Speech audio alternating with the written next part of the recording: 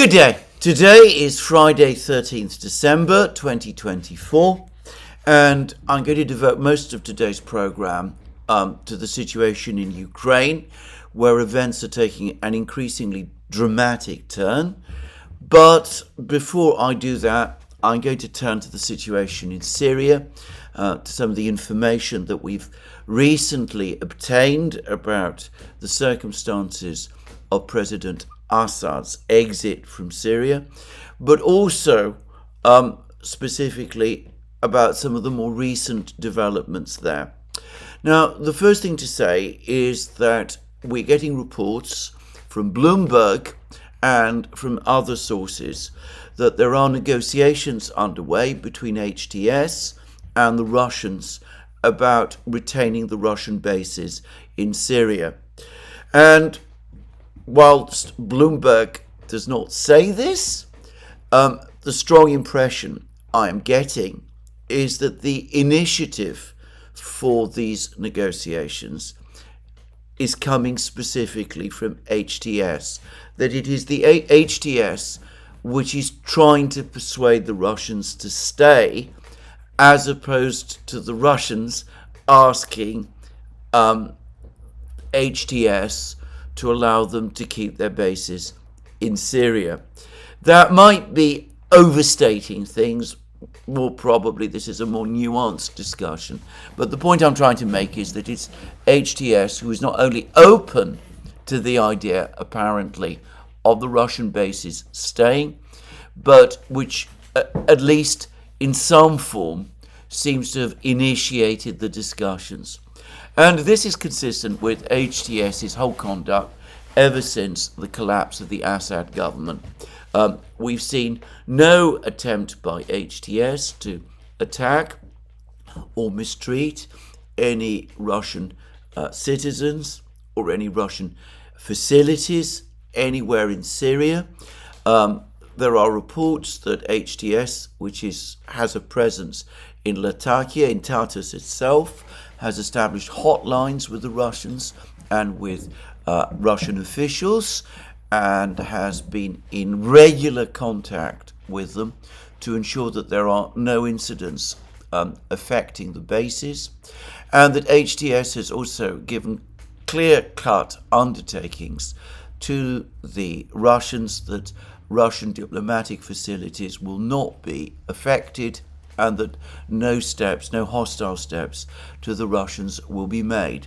And as I've discussed in various programs, we've seen pictures now of Russian military convoys trundling across Syria, moving entirely unimpeded.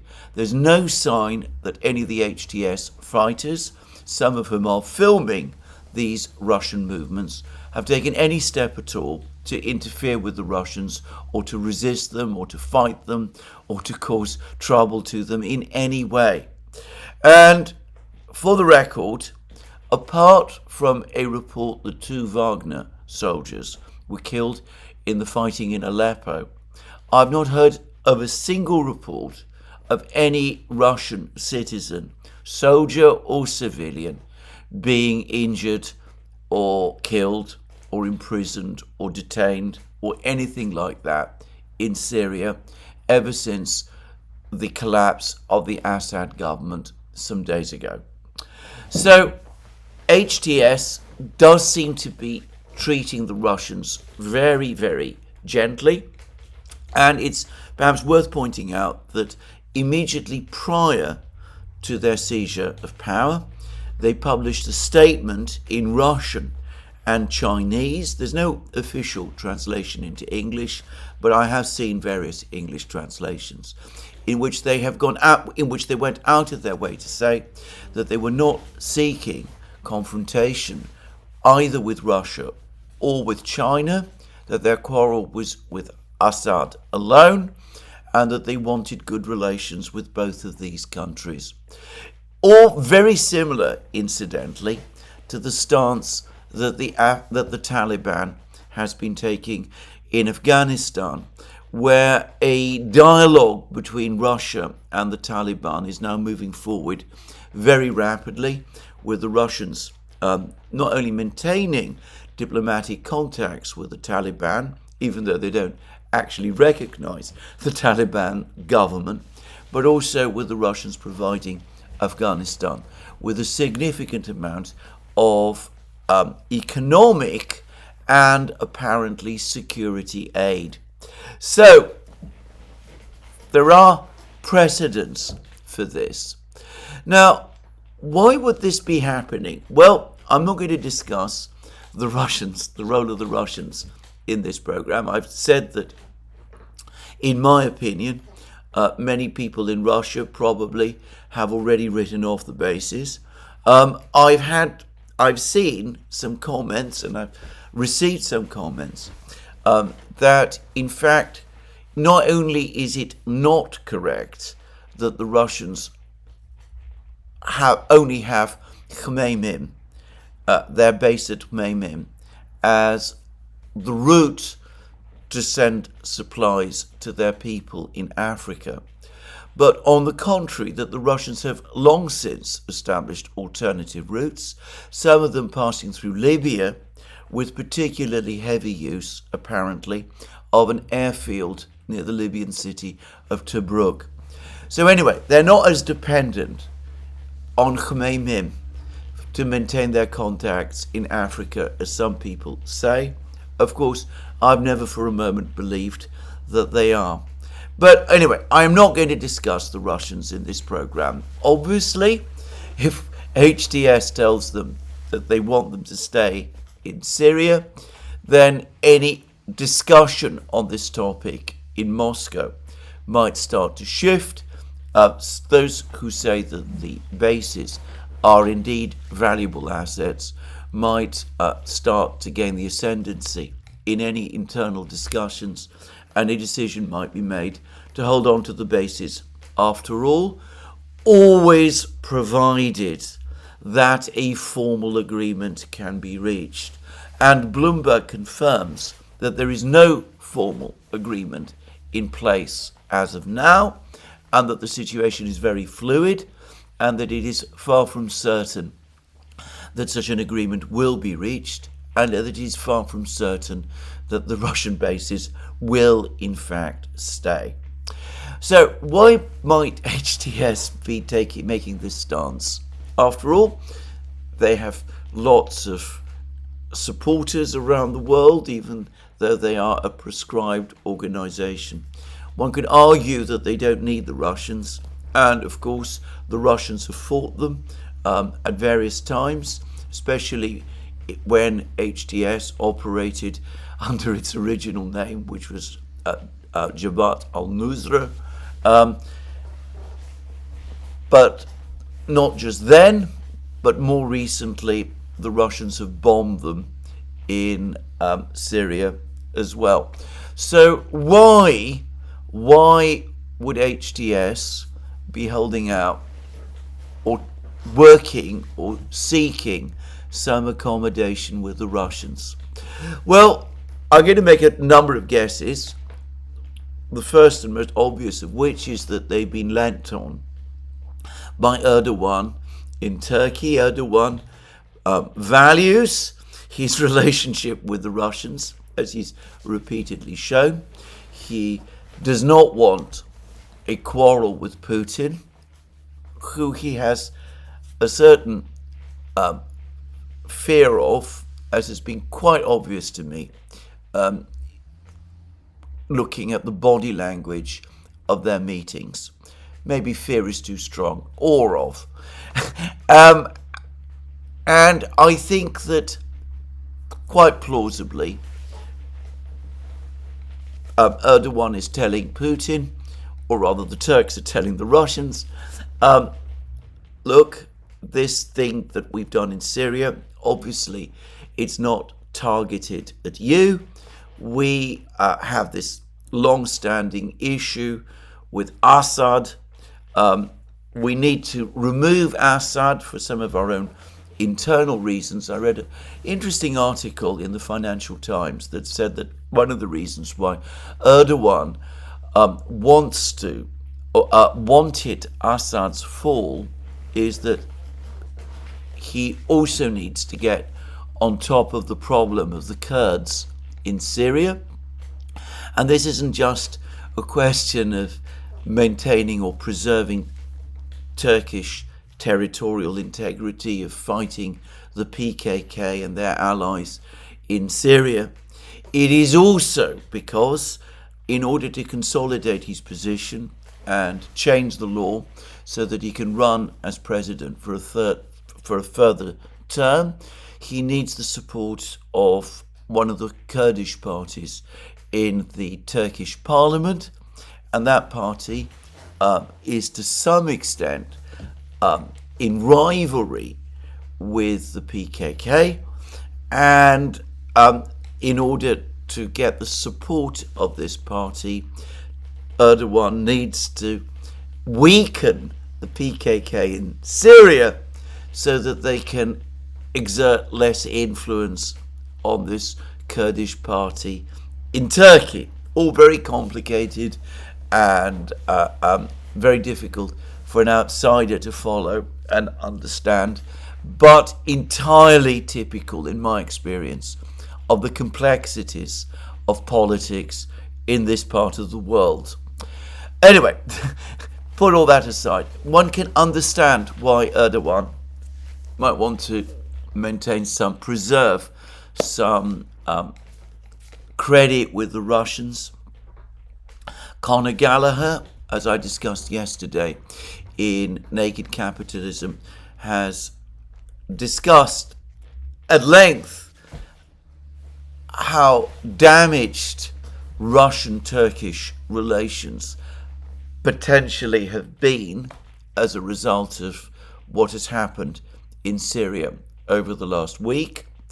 And it's not implausible that Erdogan might want to limit the damage by telling the Turks, by telling HTS, ease off on the Russians, let them keep their bases.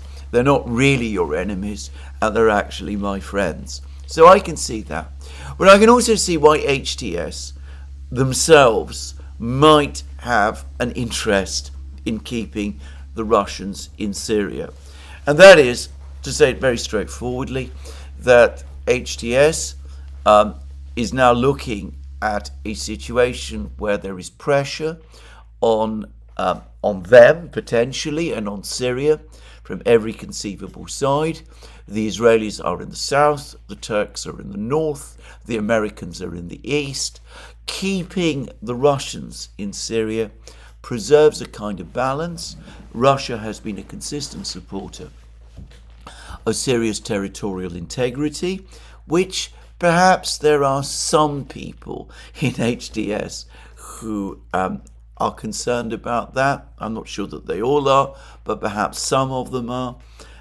They may feel that preserving a relationship with the Russians, who've been long-standing allies of Syria, reaching all the way back to the 1960s, might be in their interests and ultimately in Syria's interests. So anyway, we will see what happens. I will simply say this. If a deal is eventually done, and I still have my own personal doubts about this, but if a deal is eventually done and the Russian bases in Syria do stay, then firstly, that is going to annoy the West a great deal. They have always been bothered by the presence of these Russian bases. But it will also, I think, emphasize or underline the fact that Syria is now being divided into spheres of influence.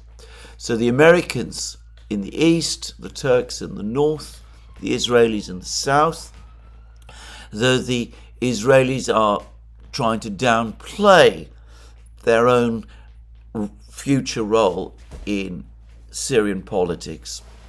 I'm a bit skeptical about that myself, but anyway, those are the messages that are coming from Israel at the moment. Anyway, the Turks in the north, the Americans in the east, the Israelis in the south, the Russians in the west on the Mediterranean coast.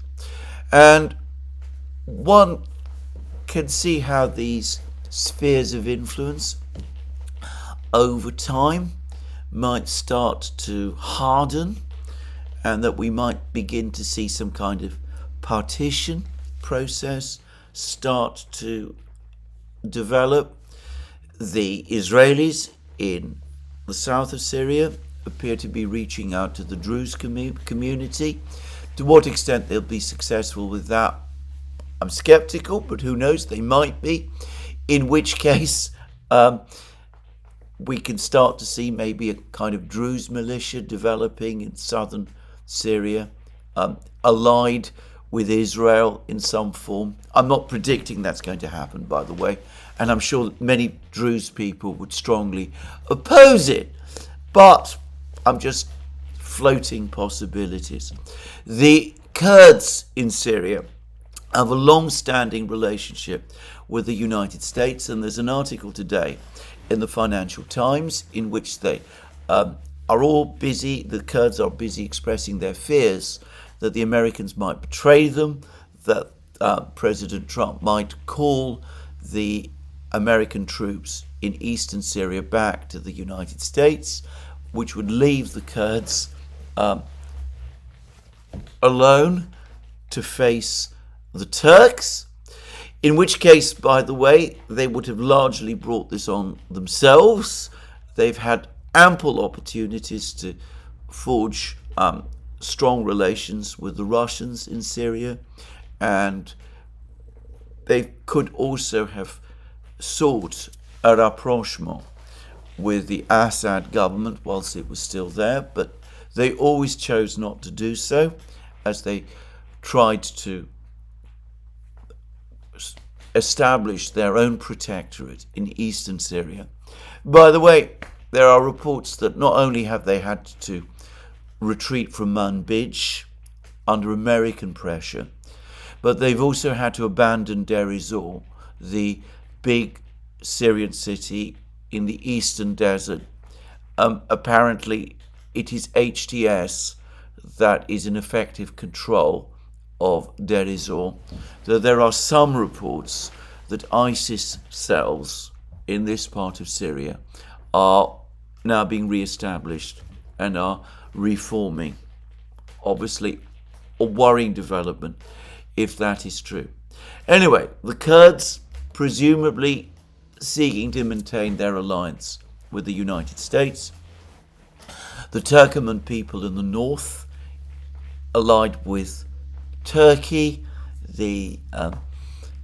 some of the Sunni groups there also, and of course, if the Russians do stay in western Syria, in Latakia region, conceivably at some point one could see Alawite and even Christian forces start to congregate around them, looking to the Russians for some degree of protection and perhaps establishing militias of their own.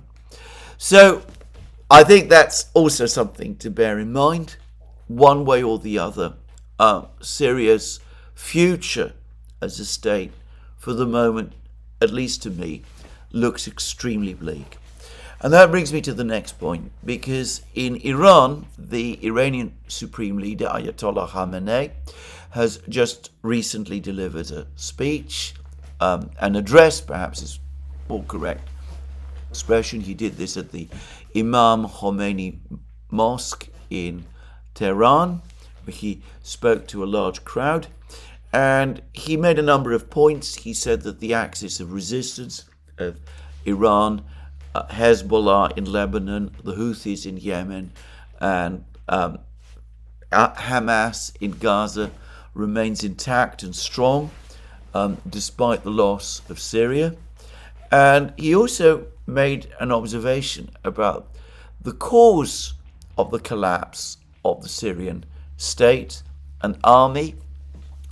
And it was a very telling sentence. It included a very telling sentence. He said that Iran has often itself been through very trying and difficult times. It too has had to face intense sanctions pressure and all of those things. But at no point has the Iranian government given up. It has never retreated into passivity.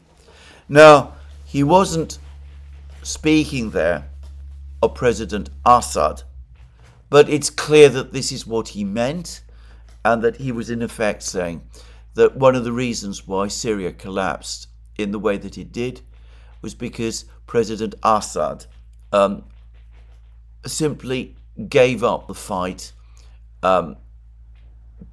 basically leaving Syria and Iran in the lurch.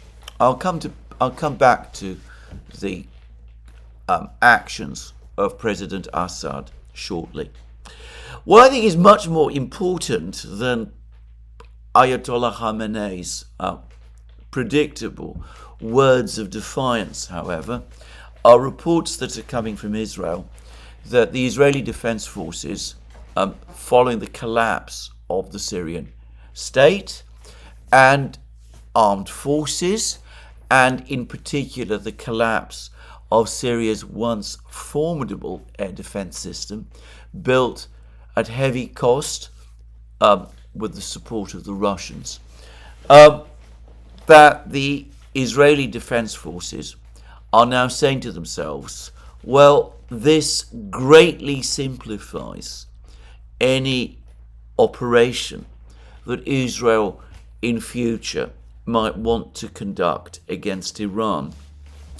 Previously, as in the airstrikes that were conducted back in October, the Israeli Air Force had to be extremely careful in approaching Syrian airspace, because the Syrian radar systems and air defense system posed a significant threat to Israeli aircraft. I've heard, for example, that when Israel launched its long-range missiles against Israel during the strikes that it conducted in October, it did so from Jordanian, not Syrian airspace, contrary to what the Israelis themselves have said. Well, now, of course, the situation is completely different. There is no real difficulty anymore about using Syrian airspace to conduct long-range missile strikes on Iran, and the Israelis can therefore not only use Syrian airspace to conduct such strikes, but they can do so coming much closer to Iran than had previously been the case. Now, I am absolutely not an expert in these things, and I really want to stress this again, because obviously I always find myself drawn into discussions on these topics, and I'm never really in a position to engage in detail in these discussions. But these commentaries and reports are coming from Israel itself, and apparently there are reports, there are discussions, according to these reports, there are discussions within Israel at the present time that this is the moment, therefore, to take advantage of what has happened in Syria in order to strike Iran. So we need to keep an eye on this and see what happens. Donald Trump himself in the United States has interestingly refused to rule out the possibility that the United States might find itself soon in conflict with Iran.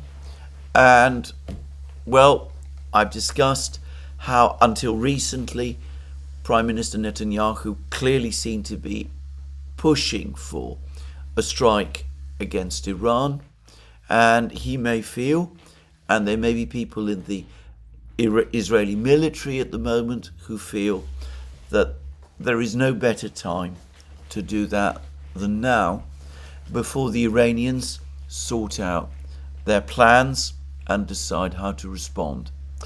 The one observation I would make is that advanced though some of Syria's radar systems no doubt were, the really advanced radar systems in Syria were not ever controlled by the Syrians.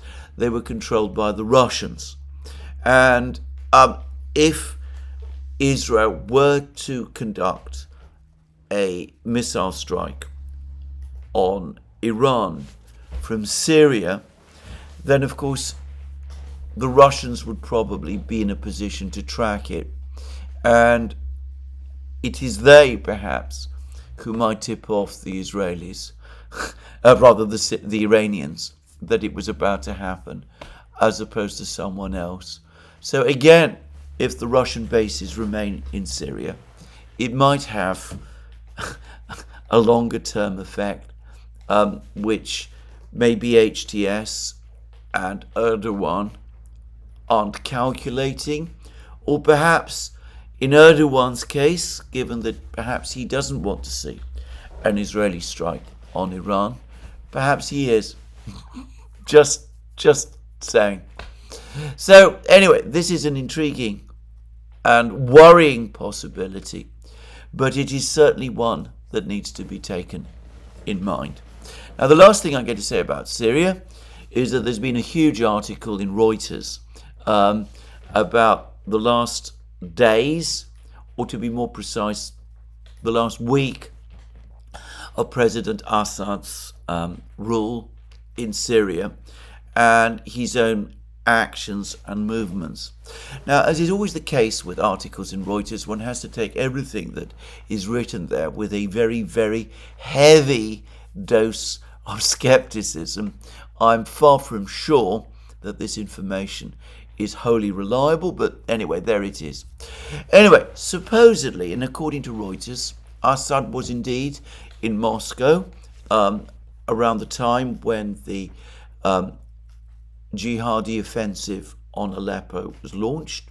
He did supposedly have meetings with the Russians, and he did plead with the Russians for help to repel the offensive, but supposedly the Russians said no. Now, I don't actually believe this, because I've had completely opposite reports from sources who are much closer to Russia. They say, on the contrary, that the Russians were prepared to provide aid, and that in fact aid was indeed on the way. The problem was it couldn't be provided quickly enough, given how rapidly the Syrian army was unraveling. And I think this is much more plausible and far more consistent with the known facts than what this Reuters report is saying. Anyway, Reuters goes on to say that, I just ought to quickly add that Reuters gives the impression that the Russians did nothing whilst the jihadi offensive was underway, whereas in fact, as we know, the Russian Air Force, operating from its Khmeimim air base, was extremely active and did carry out major bombing strikes against the jihadis, which to my mind somewhat contradicts the Reuters account. But anyway, according to Reuters, Assad, disappointed by what he'd heard from the Russians, returned to Syria. His family remained in Moscow. This, I think, is well established. They were all there to attend the graduation in Moscow, from a university in Moscow, of one of Assad's children. Anyway, Assad returned to Syria, and apparently almost from that moment, and we're talking about the 29th of November, he seems to have been engaging in a very strange double game. On the one hand, assuring his officials, his immediate circle, his top officials and his military officers and his prime minister that he was determined to keep fighting and keep resisting, whilst at the same time complex negotiations were underway involving the Russians, the Turks, the Qataris, and presumably HTS for his evacuation to Russia. And supposedly, and Reuters says this, and I'm inclined to believe this because one of the people that Reuters has spoken to is Assad's last prime minister, and he appears to confirm this. Anyway, supposedly Assad continued to deceive the people around him about the fact that he was planning to escape right up until literally the moment before he boarded his plane in Damascus and flew to Latakia, to Khmeimim, and took the flight which eventually brought him to Moscow. This after he'd taken soundings with the Emiratis about perhaps going to Dubai, which the Emiratis were not keen on. Now, I have to say, I don't know how much reliance to place on any of this. There's a lot of circumstantial detail here, but that doesn't always mean that an account of this nature is true. But it does conform with the incredible passivity that Assad demonstrated throughout the crisis. His consistent failure to speak to the Syrian people, to make an address to them, to give an address to them, his failure to visit his soldiers, to make public appearances, to do any of these things. Apparently, when he met with the Iranian foreign minister, he was already upset and depressed, though we know from the Iranians and from the Turks that he was still refusing to make any concessions and was still declining suggestions that he meet Erdogan. So it all looks as if some kind of decision was made by Assad, and this is what the Reuters article suggests, that he'd basically given up even as the crisis developed, and that he'd lost hope that his army would be able to resist even for any length of time, and that he'd already made, when he returned to Syria from Moscow, that he'd already made a decision to return to Moscow as soon as he could. Well, again, as I said, you can take this as you will. It does conform with a lot of what we've seen, and we've seen the complaints from Khamenei about how passive Assad and his government were. It does look as if Assad himself lost hope. Now, the jihadi fighters have been providing tours for selected journalists of Assad's actual residence, the residence used by Assad and his family, including, by the way, his father. It was apparently his father who built his residence, the actual residence where Assad and his family lived in Damascus. This is distinct from the various palaces and buildings, mostly built by the Ottomans, where Assad used to receive foreign visitors. He never actually, it seems, lived in any of these places, nor did his father Hafez al-Assad when he was president. And, well, the journalists and the jihadis have been very keen to talk up the supposed opulence of Assad's lifestyle, and there's all kinds of claims about how Assad supposedly left escaped with $2 billion and all of that sort of thing.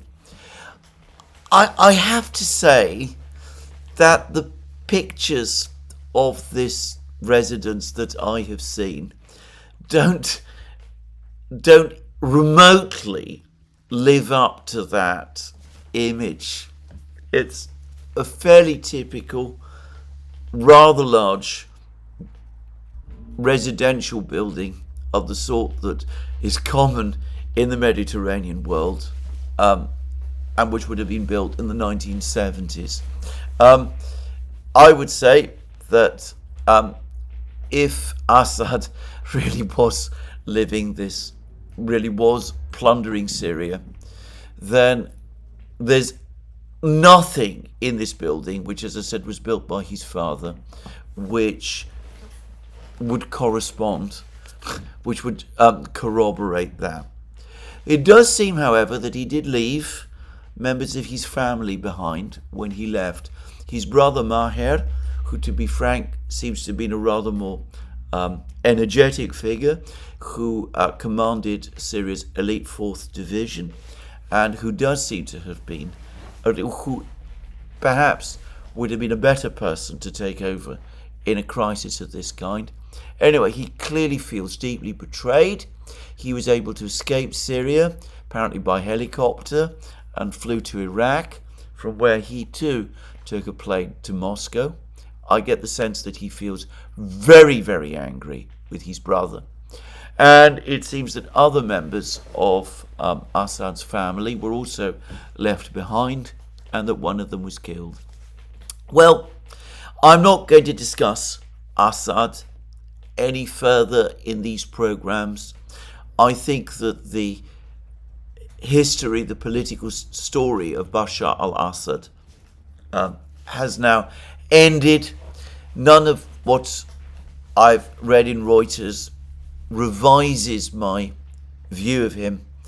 I've already set that out in previous programs, but it was all interesting, and again, it does perhaps provide some insight into the speed of Syria's collapse, the fact that the president of the country himself appears to have lost hope. Anyway, let's turn to the situation in Ukraine, because this is where I think the greatest events, the most important drama is playing out. Now, over the course of the night and this morning, the Russians have launched another massive missile strike on Ukraine. They've been attacking power stations and railway facilities and transport facilities right across Ukraine. And the Russian Defense Ministry has itself now provided a statement about this. They say that on 11th December 2024, from the territory of Ukraine, the Ukrainian armed forces delivered a strike by 6 US-made ATACMS operational tactical missiles at the military airfield near Taganrog. In response to the use of US-made long-range weapons, the Russian armed forces delivered heavy strikes by high-precision air and sea-based weapons and attack drones at Ukrainian fuel and power infrastructure facilities, ensuring operation of the defense industry. The goal of the strike has been achieved. All the targets have been engaged. Now, this statement by the Russian Defense Ministry appears to link this latest massive Russian missile strike, and Zelensky is claiming that over 90 Russian missiles were launched against Ukraine. I ought to say he's probably wrong about this. It's probably a lot more than that, because even after he made that statement, there were reports of more Russian missiles being launched against Ukraine. As of the time of making this program, it looks as if the missile and drone strike might still be underway. Just saying. But anyway, the Russian Defense Ministry is connecting this big missile strike and drone strike across Ukraine with the Ukrainian strike with the ATACMS missiles, a strike which obviously would have involved US personnel as well, on the airfield in Taganrog. And they're saying that the one is a response to the other. Except I don't believe it was, because to say it straightforwardly, a strike of the scale of the one that we are seeing play out now must presumably have been pre-planned and pre-prepared over some days, more probably weeks. I mean, one assumes, for example, that targeting data must have been provided to the missile crews and all of that. So I doubt that it could have been arranged so quickly and directly after the strike on the attack and strike on Taganrog. However, claiming that it does relieves the Russians of the obligation to conduct further strikes against Ukraine in response to the Taganrog strike. It looks as if the Russians are not going to use the Oreshnik after all. Maybe they're still conserving their numbers of Oreshnik missiles, which may not be so extensive. This missile, the Oreshnik, has yet to enter serial production, or perhaps it has entered serial production. But it's likely that it will only be available in quantity in the second half of next year. That, at least, is what Putin himself said. So we haven't got an Oreshnik strike. We've had this big strike. But as I said, it's unlikely that it was planned or prepared in direct response to the strike on Taganrog.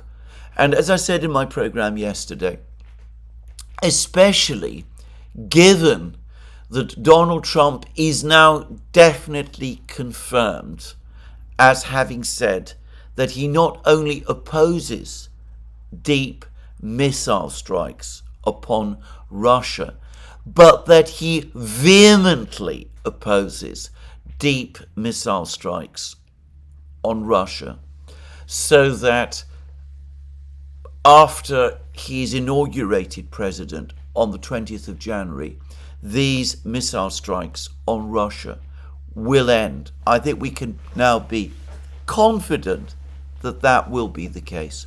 Well, given that this is so, and given that the Russians do not want to escalate the situation at a time when they are now in dialogue with Trump and his team, using the good offices of Prime Minister Orban of Hungary as a mediator, this big missile strike that the Russians are conducting now provides them with the excuse not to do anything more.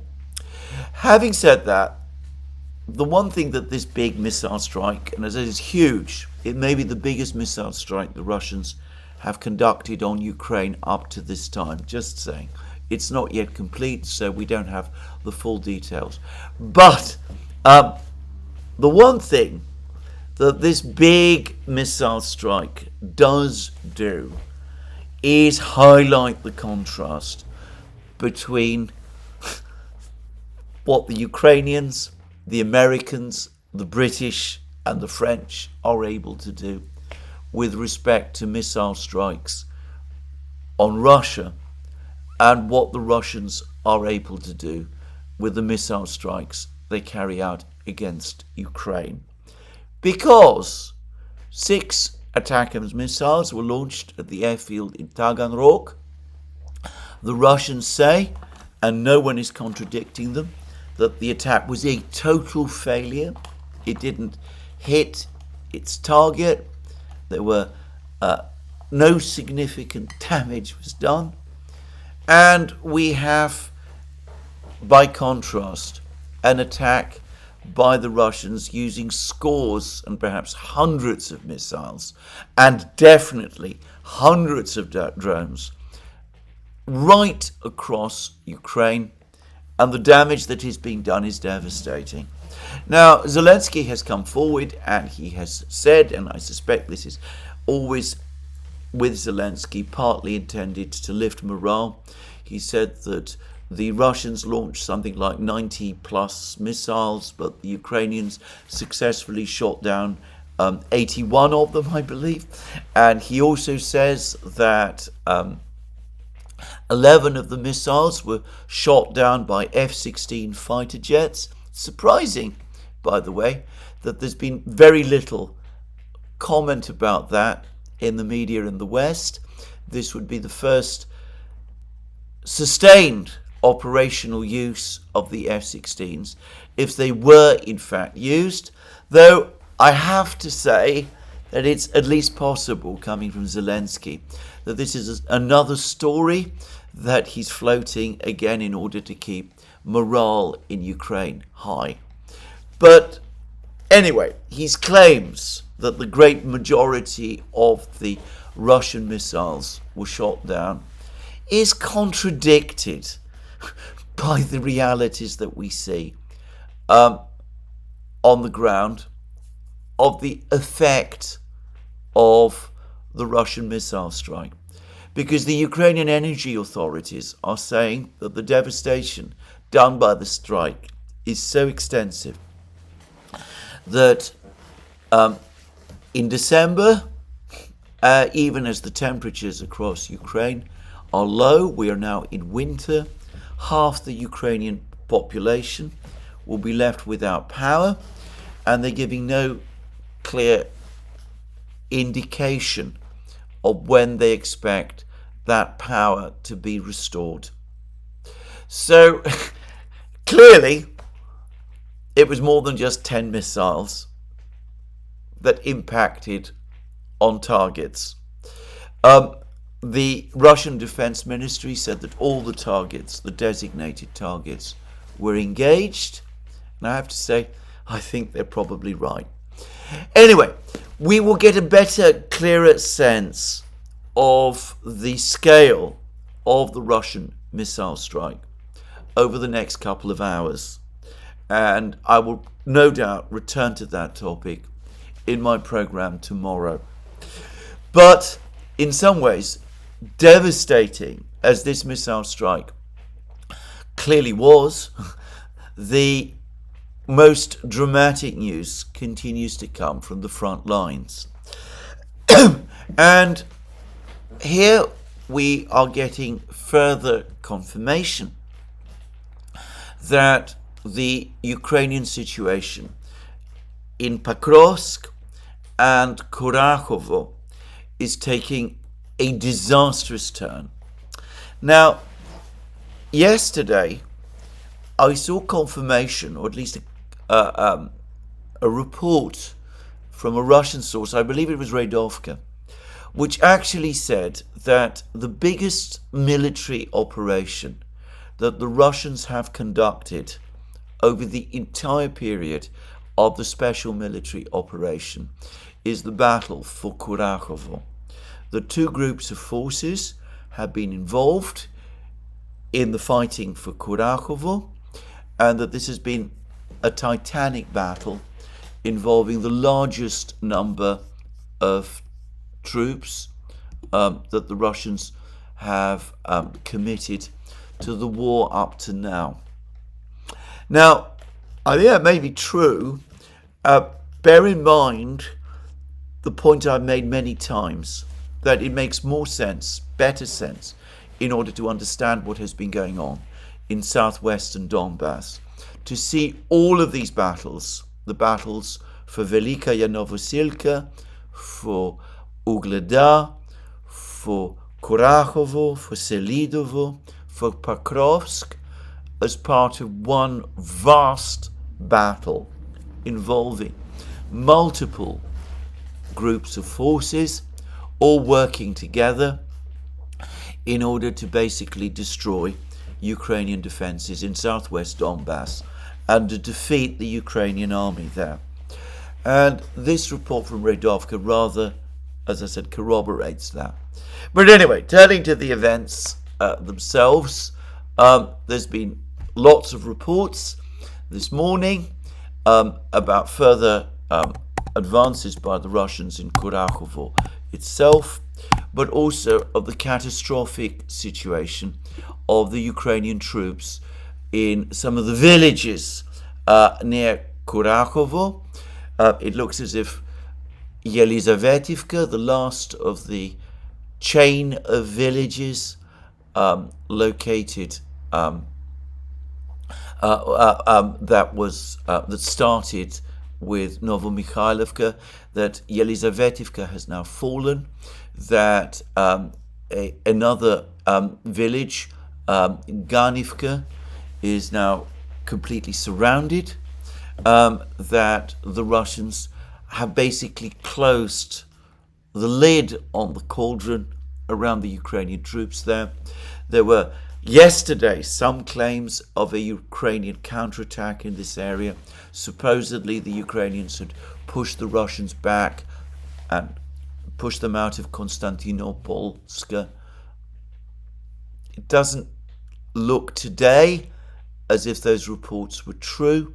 The Ukrainians have at various times spoken about offensives or counteroffensives or counterattacks that are supposed to have achieved results. And, well, yesterday they were making these claims. But today, if you look at the Ukrainian sites and channels, they seem to be deeply despondent by what is happening. And elsewhere, maybe even more dramatically, we're getting reports of further Russian breakthroughs close to Pokrovsk itself, to Shevchenko and Novotroitska, the two villages that the Ukrainian military commentator Yuri Butusev had been talking about, that both of these villages are now under Russian control, that the Russians are continuing to advance north of Shevchenko. There's reports in places like Al Jazeera speaking to Ukrainian civilians who fled from Pokrovsk. They're all saying that the bombing of Pokrovsk has been steadily intensifying. You can hear the sound of battle all the time now in Pokrovsk. There is shortages of water and food, and there was a rather sad interview with a Ukrainian civilian who said that it was untrue that the Russians were 6 kilometers away from Pokrovsk. She thought they were closer to 3 kilometers.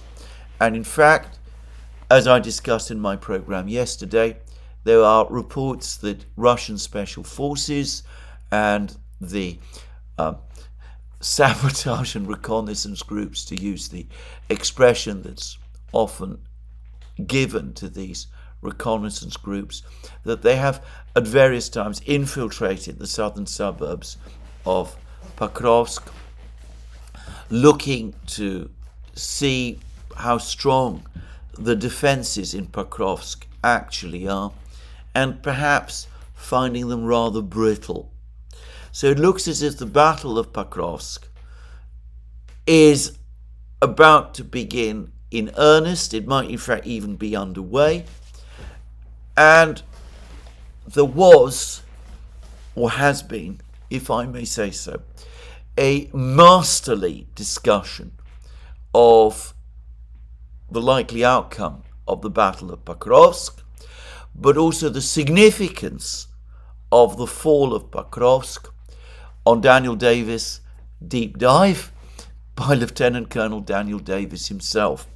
Now, Lieutenant Colonel Davis is, of course, a decorated American military officer who has led troops in battle. Leading troops in battle is what he has done and has been trained to do. He has an understanding and a sense of battle that I, complete civilian that I am, do not. And his overall assessment of the fighting in Pokrovsk is fascinating. And without overstating things, he clearly sees Pokrovsk as a major linchpin, perhaps as the key linchpin in the war up to this point, and he explains very clearly why its fall would be a disaster for the Ukrainians. Briefly, ever since the fighting in 2014, the Ukrainians have built elaborate defense lines in Donbass. These defense lines extended all the way to the line of control, close to Donetsk city itself, and Gorlovka and Lugansk and all of these places. There were major trench fortifications and fortified lines and that sort of thing. And these defense lines, or elements of these defense lines, have been developed and built up, leading all the way to Pokrovsk itself. Pokrovsk being obviously some distance from the front lines, but nonetheless an important base area in the rear. Beyond Pokrovsk, there are no fortifications to speak of at all. There is a clear line of advance for the Russians all the way to the Dnieper. Up to this point, whenever the Russians have wanted to advance, they have been faced by, as I said, all the elaborate fortifications that the Ukrainians have created. Beyond Pokrovsk, as they move west, those defences no longer exist. And Lieutenant Colonel Davis, who again has a much keener understanding of military logistics than I do, also discusses in his programme the relevance of the railway lines and the way in which the Russians, in conducting their various advances, have always moved or have tended to move along the railway lines. There's been much speculation, by the way, as to why this is so. It's been suggested that the railway lines offer relatively smooth and easy access. It's probably also true that the railways, once brought back into service, facilitate Russian logistics so that it makes sense to move along the railway lines. But anyway, the point is that the Russians not only have advanced along the railway lines, but they have since the start of the special military operation constructed new huge railway lines linking Crimea to Donbass and Russia, and also a spur of the railway lines moving north. And Lieutenant Colonel Davis explained how all of these railway lines can be used by the Russians in the event that there is a breakthrough in Pokrovsk, the Pokrovsk falls, how the Russians can use these railways to assemble and move large bodies of men and machines, to take advantage of the fact that there are no fortified barriers impeding the Russian army beyond Pokrovsk, and also enabling the Russians to concentrate large forces to counter any Ukrainian forces that might be sent from Kiev to try to defend positions or to counterattack the Russians west of Pokrovsk. And to that, by the way, I would add that Avdiivka fell back in February. One of the things about Avdiivka that made it important is that it was itself a significant railway junction, as, by the way, was Ocheretino further to the north. The Russians have special railway troops and engineers. It is almost certain that they've been working hard on sorting out and repairing the railway lines that pass through Avdiivka. Ugledar also lay close to a spur of the railway system in this area. And one of the reasons why Ugledar was such a problem for the Russians is that it impeded Russian use of the railways in precisely this area. With Ugledar having fallen, the railways located immediately to the east of Ugledar suddenly become usable. And I would add that Kurachovo and Selidovo are important railway junctions as well. And if one sees this as a battle to take control of the railway lines, one can perhaps understand the great focus that the Russians have given to capturing these two towns, Selidovo and Kurachovo, because, of course, control of these towns also gives them access to the railways, further access to the railways, and enables them to use their logistics, to operate their logistics, and to move troops more rapidly and more effectively. These are just points supplementing the overall point that Lieutenant Colonel Davis has made. Again, I'm not fully familiar with how all of these railways connect to each other, but certainly the Russians do know how to repair railways and can do so very fast, and it is likely that the railways will be brought rapidly into operation if they have not been brought into operation already. Now,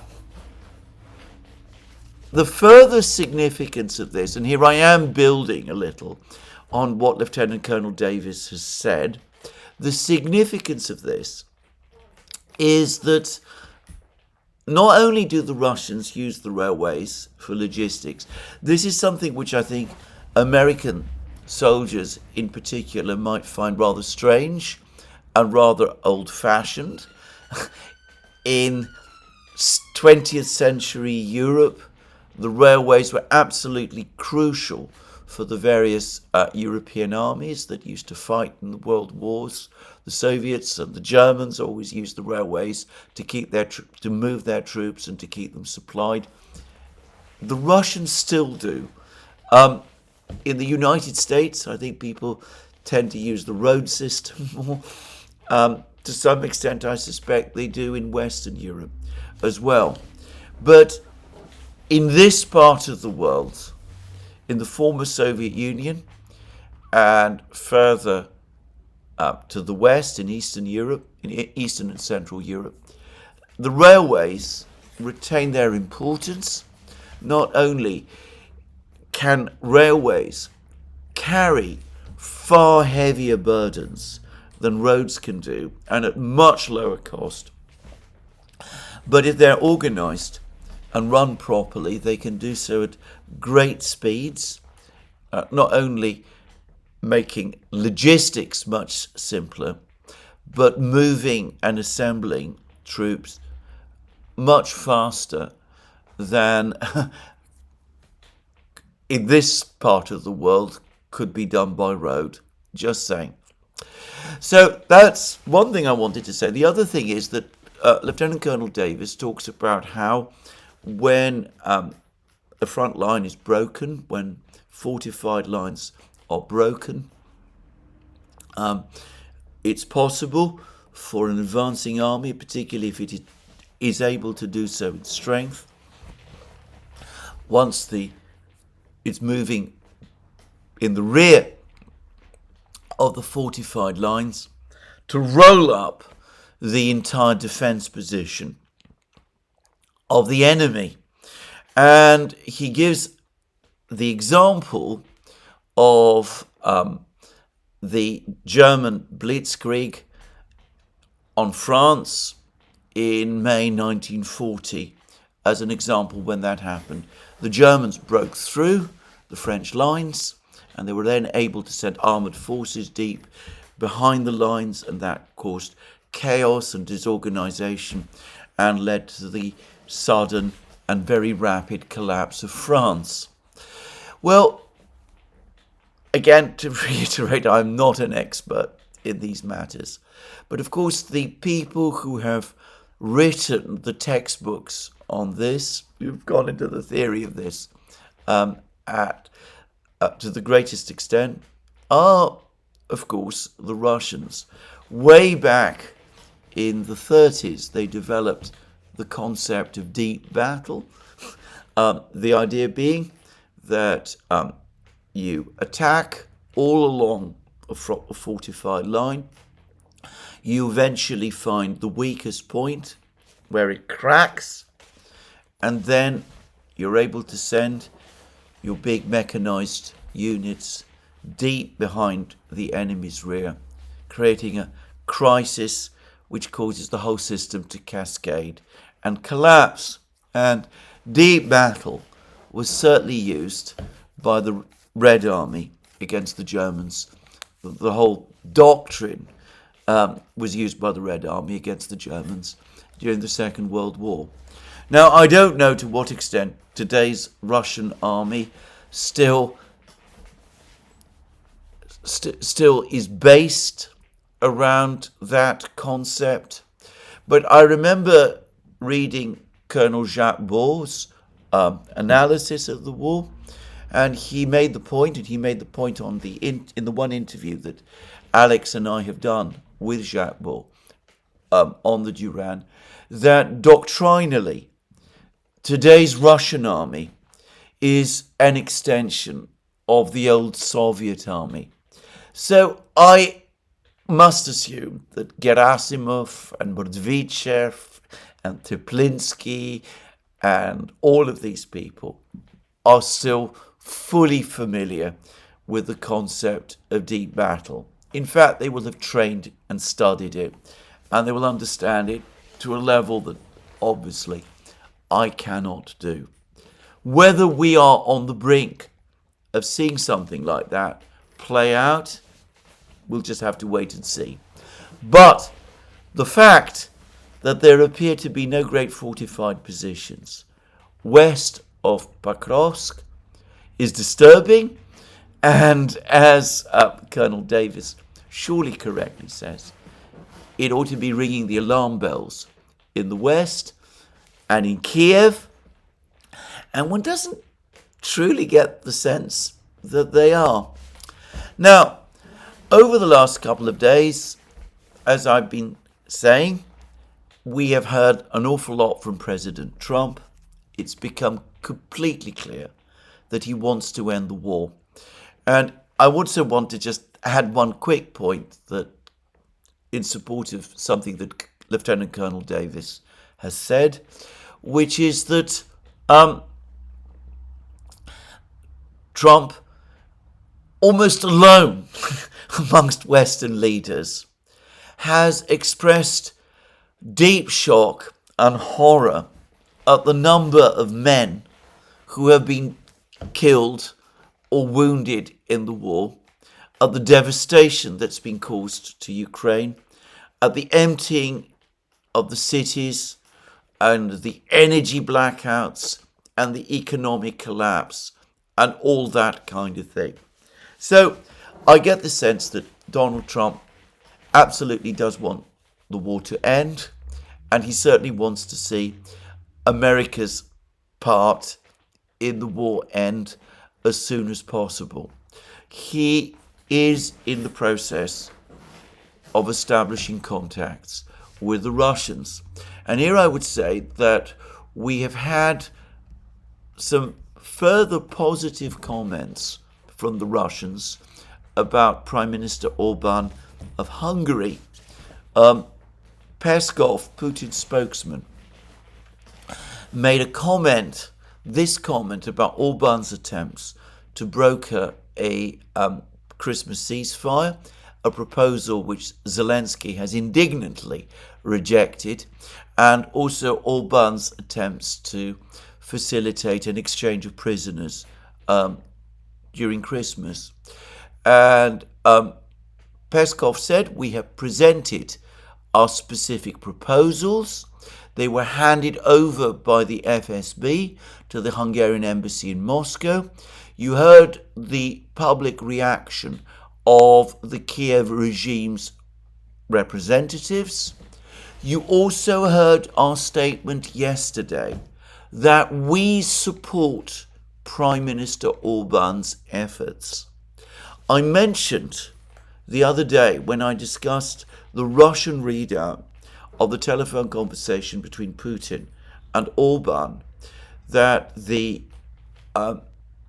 tone of the readout was warm, that Putin might not agree with Orban on many things, but the Russians do overall appreciate what Orban is trying to do, and you sense the same warmth in Peskov's words.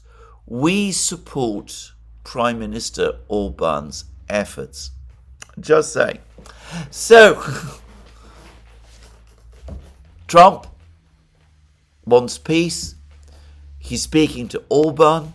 Orban has spoken many times about wanting peace, and Orban is talking to the Russians, and the Russians are very receptive to what he's saying because they've seen how Orban has gone out on a limb to argue the case for peace despite the extreme hostility of European governments.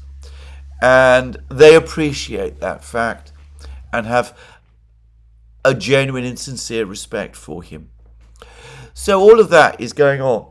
At the same time, we also see, and I discussed this in my program yesterday, the frenetic efforts of the Biden administration to keep the war going. The attack and strike on Taganrog, which was a complete failure. The oil sanctions, which unquestionably are underway. The use of the interest from the Russian frozen assets to float another loan for Ukraine, though no money so far, it seems, has actually been dispersed. We're getting more reports this morning, by the way, about the latest aid package to Ukraine. Apparently it's about $500 million worth of weapons. It includes all kinds of things, including more ammunition and whatever. Fascinatingly, and somewhat inexplicably, it also includes apparently equipment for Ukraine to deal with nuclear, biological, and chemical weapons threats. I'm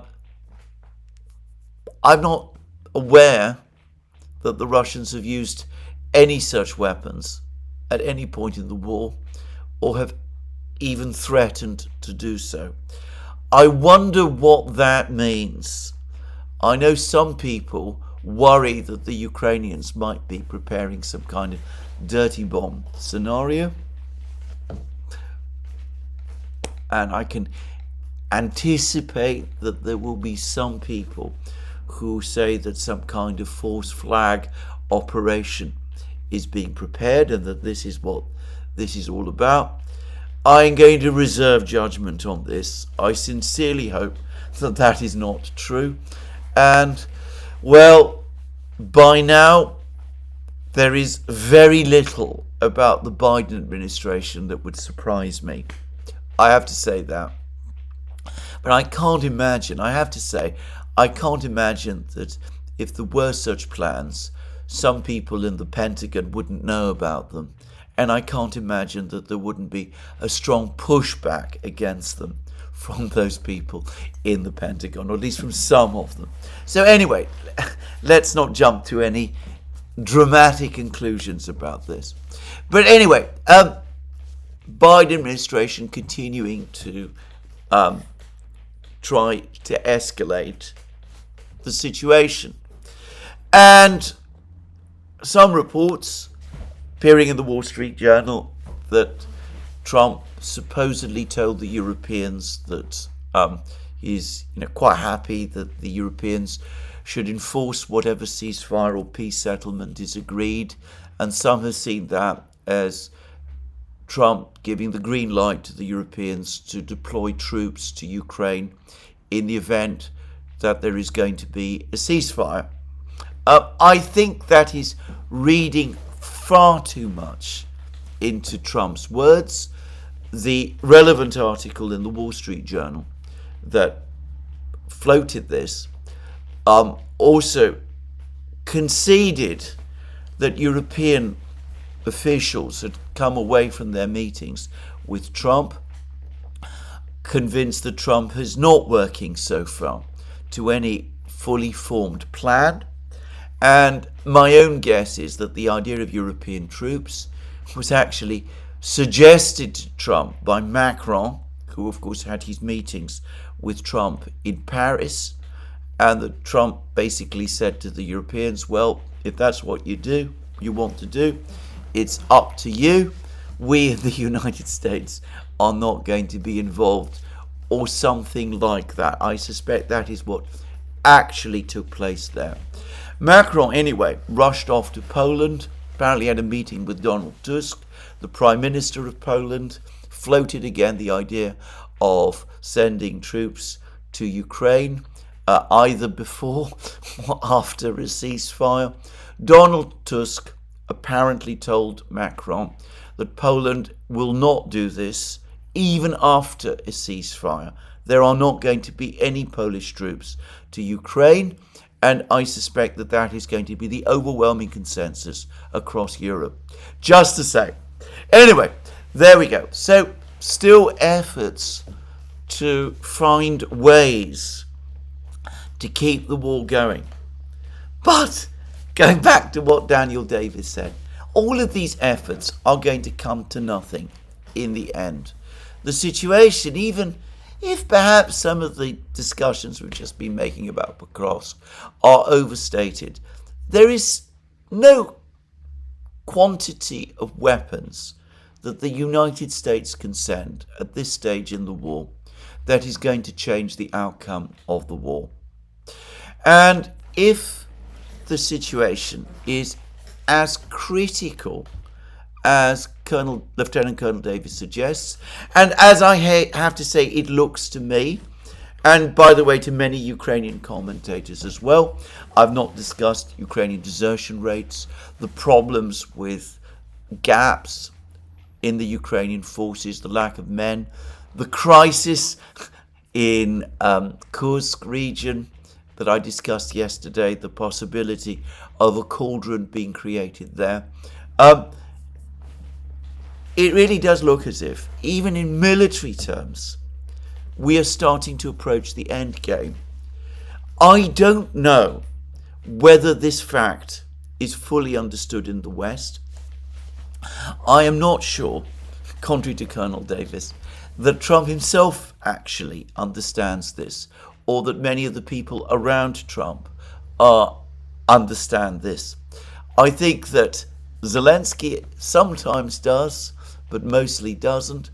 I think Syrsky, from whom we've been hearing very little recently, probably understands it an awful lot better, though whether he's able to explain it to Zelensky is another matter.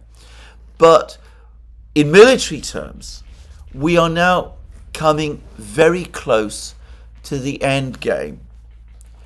And that now brings me to certain very interesting discussions I've read about how to end the war by Jeff Roberts, by Paul Robinson, both historians, both people I should say I know, and for whom I have a huge respect, and very interesting they are, and very realistic they are. And they've written about this extensively. There is one essential point I need to make. I think there continues to be some misunderstandings here. For example, the suggestions that what might cause the Russians to hold back is pressure from China, from the global south, that if the Russians cross the river, the Dnieper, and advance deeper into Ukraine, if the Russians take Kiev, if they do any of these things, the global south will throw up its hands in horror and pressure the Russians to stop. There may be something of that, but India has just concluded a long-term agreement with Russia for the supply of oil. I don't think by this point in the war the global south countries are going to be unduly alarmed by anything that the Russians do. They have become so exasperated by the intransigent conduct of the Western powers that I think they will understand if the Russians take a harder line. And even if they don't, and even if they don't like it very much, I don't think that they're going to exert themselves very much or to any specific degree to hold the Russians back. And that's especially the case with China, which has a strong geopolitical interest in maintaining good relations with Moscow. The true leverage over the Russians is Russian national interests. There is an ongoing debate in Moscow about this, I have no doubt, about how far it makes sense for Russia to go. Should it stop at the four regions?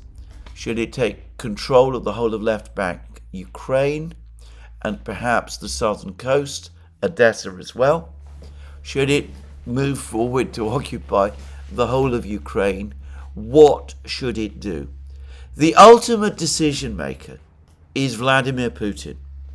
And the final decision in the end is going to be made by him, though he never makes decisions without consulting widely, and he will want to have the support of most of the Russian Security Council with him, and perhaps, if he can get it, all of them.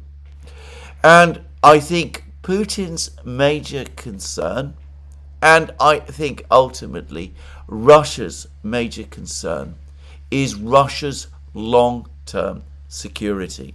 Their position on their western border.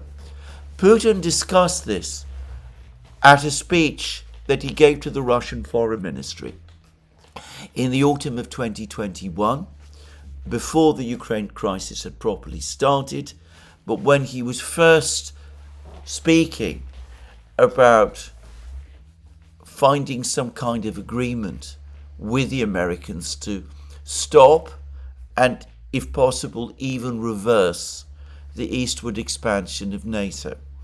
And he said over the course of this speech, and it's astonishing to me that people have overlooked it, he said over the course of this speech that what Russia needs so that it can focus on its development securely and in peace is a stable situation, a stable, long-term, safe security situation on its western border that is not helpful for Russia. They have to worry all the time about what is going on its western border, about Americans installing missile batteries in Poland and Romania and instigating color revolution attempts in Belarus and seeking to establish naval bases with their British friends in the Black Sea and do those kind of things.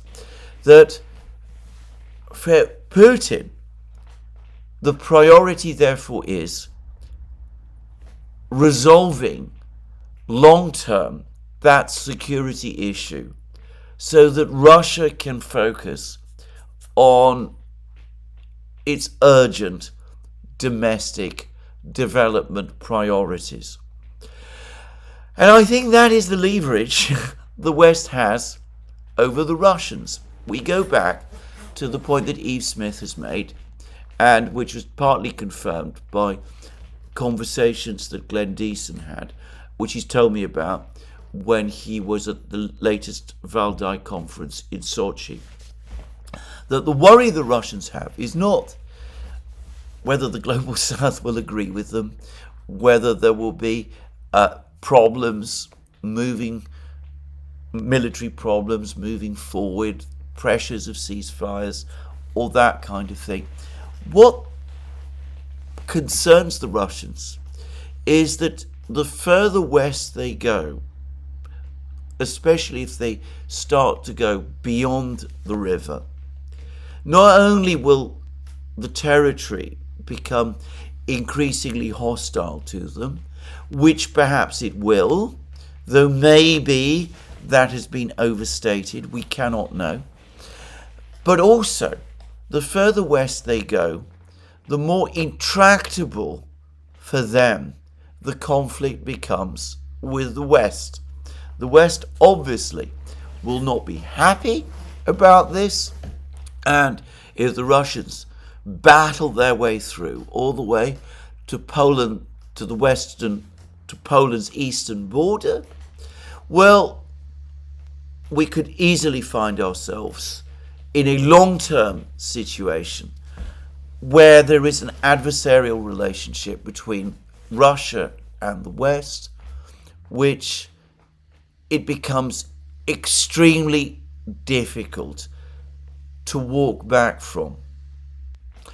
And the Russians, preferably, would not want that. They want, obviously, to trade with the West. They want to do business with the West, undoubtedly so. But their major concern is that they don't have to worry about the West anymore. So, if an agreement can be reached, or a set of agreements can be reached, and this is not going to happen quickly, we're talking about very complex negotiations over a lengthy period of time.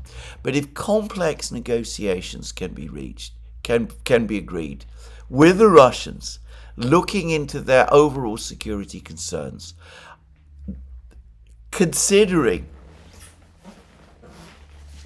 what the Russians actually want and what Putin himself has said he wants, then it may be that in the context of those serious discussions, the Russians might decide, even once they have broken through Pokrovsk and reached the river, that they're prepared to come to some kind of settlement because it is in their interests to do so.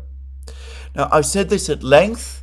I just want to quote from what Paul Robinson specifically has said, because I think Paul Robinson here actually put it very well. You can find this, by the way, on his